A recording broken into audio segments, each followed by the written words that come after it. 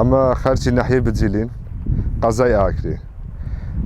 ساڵانە دێنە کوێستانە مەڕدارین ساڵانە کوێستان دێن بە ڕەزامەندی گوندان ئەو ساڵە هاتینە گوندی سەکران بە ڕەزامەندی ئەوان لە ناوەڕاستی مانجی شەش چەند چەکدارێک هاتبوونە سەر مەڕووماڵاتمان 32 مردار کردووە 12ش بریندار کراینە و ڕۆیشتینە پاشان شەوی ڕابردوو سعات 8 بۆ 9 چەند چەکداری دیکە هاتوونە سەرمان تەقەیەکی زۆریان کردووە ئەو دیسا مەڕەچیان کوشتووە داواکارین لە دادگا ڕۆلی خۆی ببینی چونکەمە هەر لە جاری یەکەم شکایەتمان کرد چۆنە دادگا بەستاکو ئێستا هیچ ڕۆلێکی نەدیتووە داواکارین بە زووترین کات ئەو کارەی یەکلا بکەتەوە ئەگەر نە ئیشەکە زۆر گەورە دەبیت هەلوێستێکی تونمان دەبێت پاشی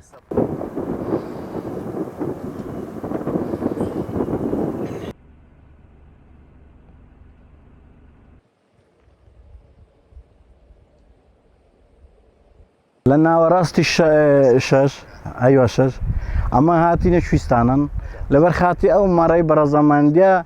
خەرچی سەکران ئەو کوێستانەمان ئیجار کردووە بەڵام ئەمە هیچ کێشەی لەگەر کەس نییە ئەو جارش ئەو چەکدارانە سی چەکدار هاتیە شەوێ تەقان لێن کردیە 32 مەریان مردار کردووە و 12 مەریش بریندار بووە ئەمە شتەکالە کردی لە دادگا هەتا ئەوە تقریبا بوویتە 15 ڕۆژ هیچ وەلامەکی نییە داوا لە دادگا دەکەین ڕۆڵی خۆی ببینی هەکەر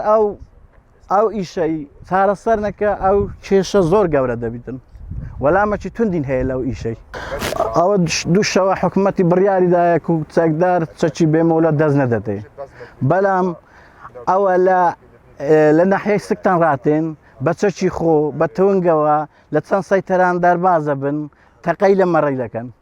ئانی ئەو وەلامە حکوومەت بۆ ئەو شەخصانە ناگری و وەلامی نادێتەوە